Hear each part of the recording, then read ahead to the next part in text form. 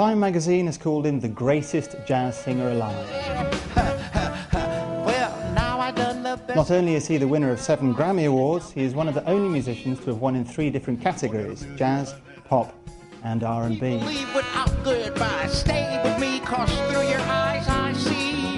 Having sold millions of albums worldwide in a career spanning decades, there are very few musicians who truly deserve the name legendary. Al Jarreau is one such musician. Please welcome everybody, the legendary Al Jarreau.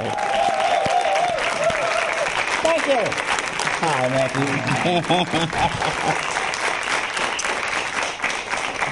Thanks very much. Great pleasure to have you here with us in the studio. Tell me, why did you choose to become a singer? Maybe I didn't have a choice. Is that how it felt? Yeah.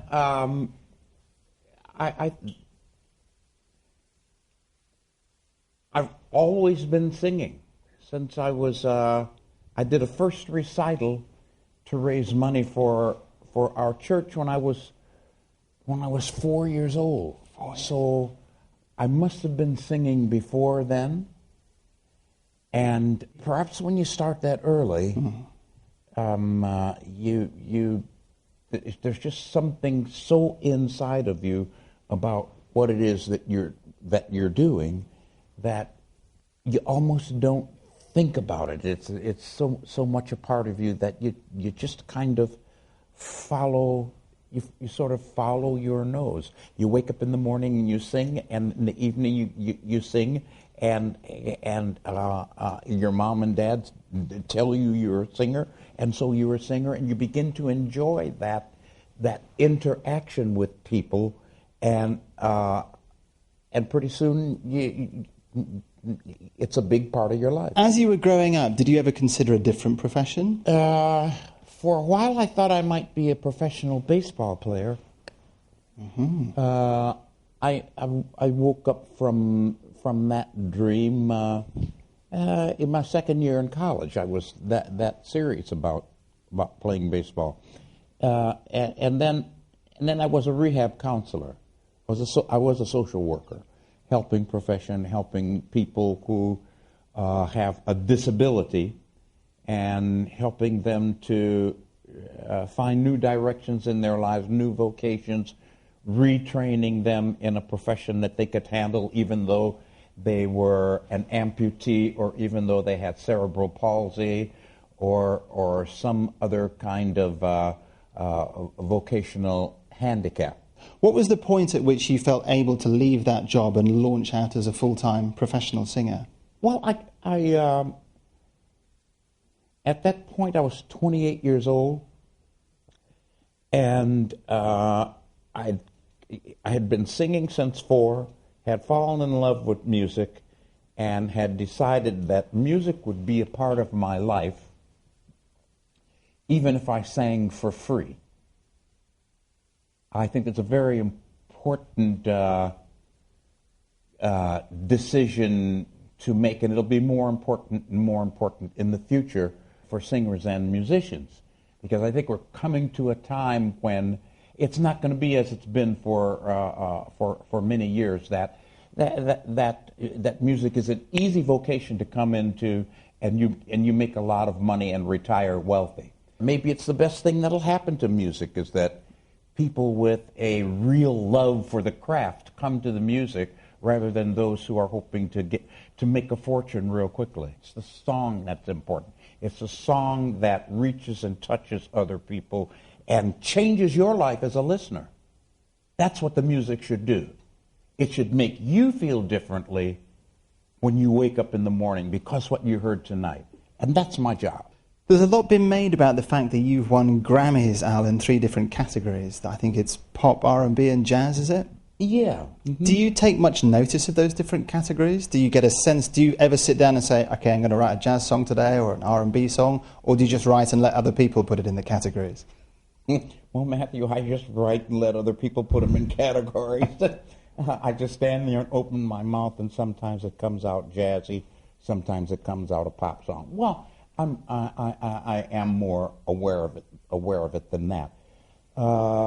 but the point about it all is that categories of music are very convenient ways of defining what the music is for people who need that. But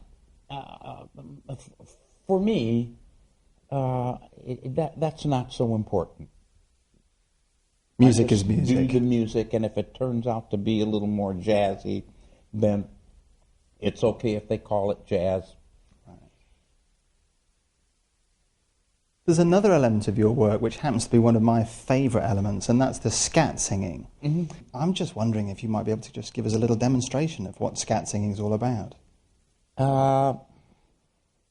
Do you know if you know the work of Louis Armstrong, then you know you know something about scat singing. Louis plays.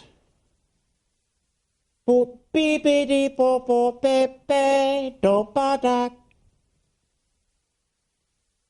then he stands there and he sings and he says, the same thing. He just uses his mouth, and he uses those nonsense syllable words to say what he just said with his horn. And he improvises a new melody within the structure of the chords that are around the old melody. Mary had a little lamb. And Louis might go, beep-o-de-do-de-de-de. And then the next time he'll go, bolo-de-bo-de-de-de-bo-do-be-de-do-do-de. Be-do-do-do-da-da-da, Mary had a little lamb. That's been written. So he takes that basic thing and he goes, Mary had a little lamb. New music. And that's a great thing to be able to do, to express yourself as you feel right now, but within the structure of something that's already written. And have you had any particular sort of instrumental influences? Are there instrumentalists who you look to for their playing style, for the way you scat? Well, I just mentioned one of them, Louis Armstrong, but probably more important for me as a horn player,